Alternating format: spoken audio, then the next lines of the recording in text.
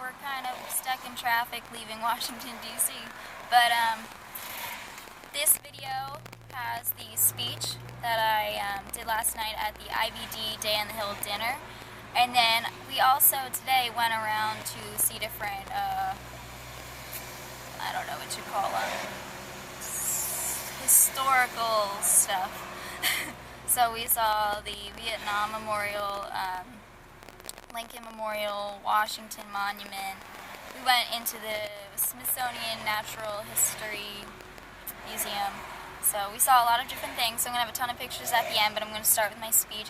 And here's my dad for some of you who may have met him last night and are now watching my videos. I had a girl come up to me, and she didn't know I was going to be at the dinner. And she was so excited. She's like, I didn't know you were going to be here, but I watched your videos, and it was the greatest thing. So that was pretty exciting. And then there were a couple other people who said they have seen my videos, and some people wanted to check them out. So this is a shout out to you guys. But what's going on? Oh, traffic, you want to see. But I hope you enjoy this video of my trip to Washington, D.C. All right, bye guys. And one that particularly stands out is our next speaker. And I'd like to introduce a patient that is not a stranger to the spotlight. With over 1,000 subscribers to her YouTube page and over 65,000 hits on some of her videos, Maggie Baldwin is a nursing student at Salisbury University and is a true CCFA volunteer through and through. She's a devoted fundraiser, raising over $5,000 in her last Take Steps effort at Salisbury Walk, and has developed her own YouTube challenge, Let's Talk IBD, to show others how to live with Crohn's disease. Helping others battle Crohn's has guided her to a career in nursing. So I'd like to introduce Maggie Baldwin.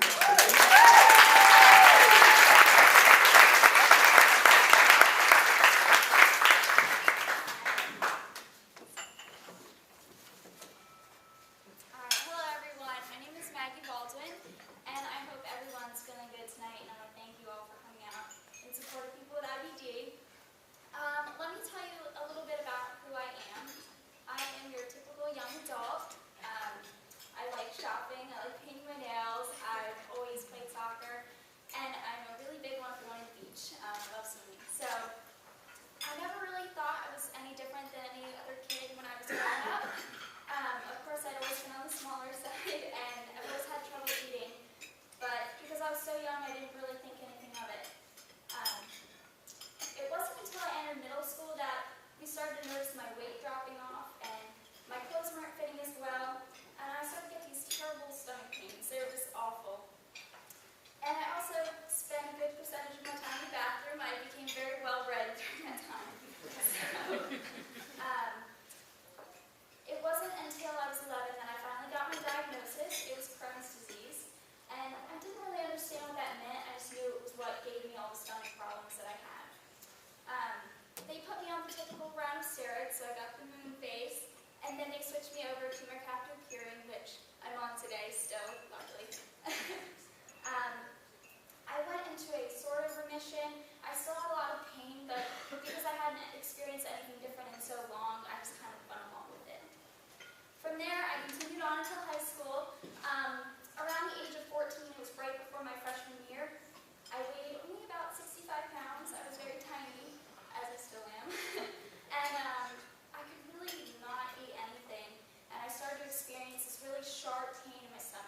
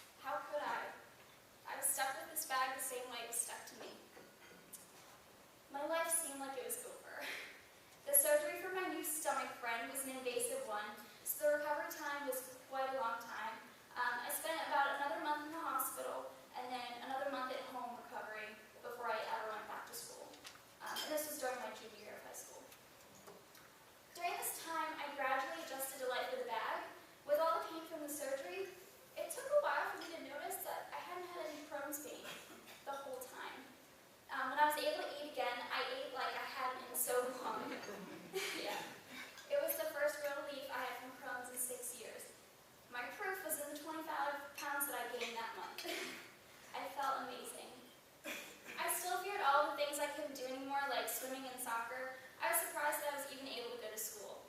I was even more surprised the fact that my friends accepted me despite my new ostomy.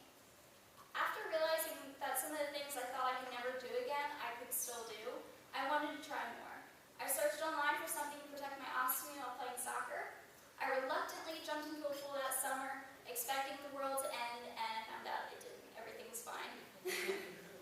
My ostomy and I could do anything, and I could actually enjoy all those things I used to love more this time around. Even with my newfound feeling of invincibility and the support of my dad and friends, I still felt alone. The only commercials you see for ostomy supplies feature people that are older than me. I wondered if there was any more people my age with it. So I always loved watching YouTube videos and making them. I used to do makeup videos. They weren't that great.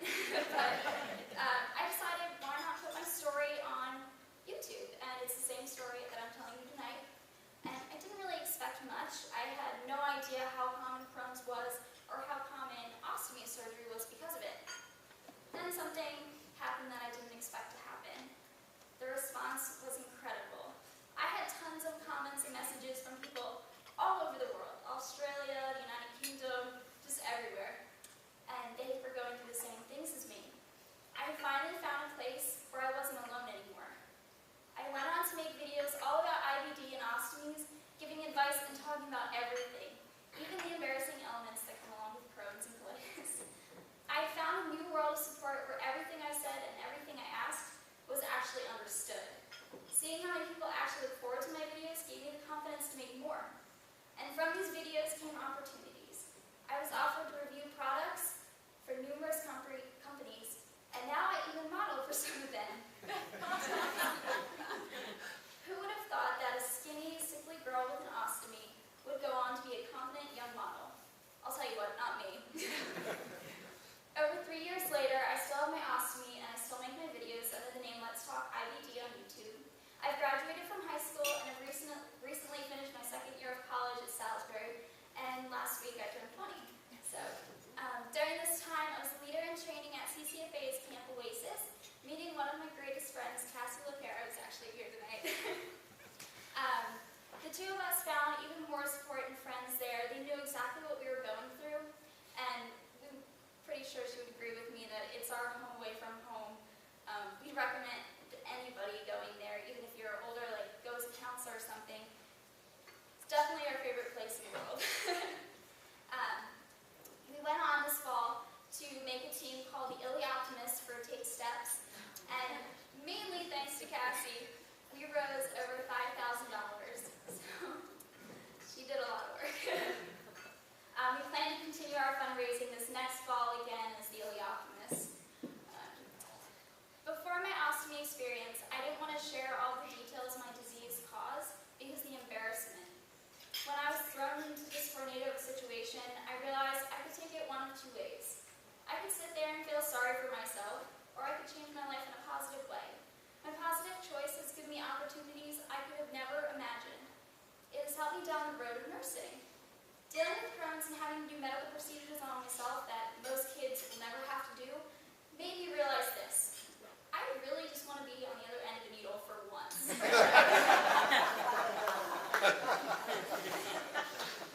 My positive choice not only led me down a happier road than the one I was on when I was sitting in that hospital bed so long ago. Some of you here tonight may be in the middle of that storm, similar to the one I experienced before. It will be hard, I won't lie. But look for any positive moment when it seems like everything is going wrong. You'll learn to appreciate great moments more.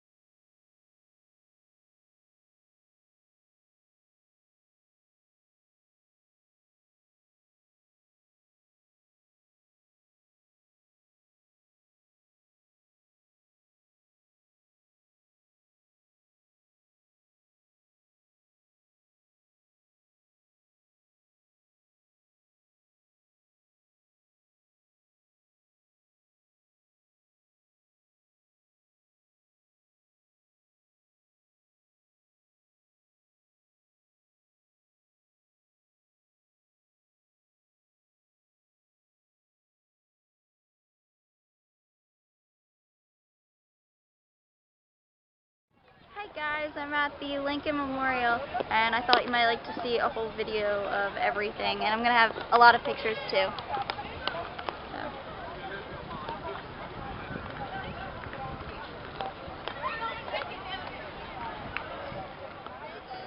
Fewer people there? I just want to...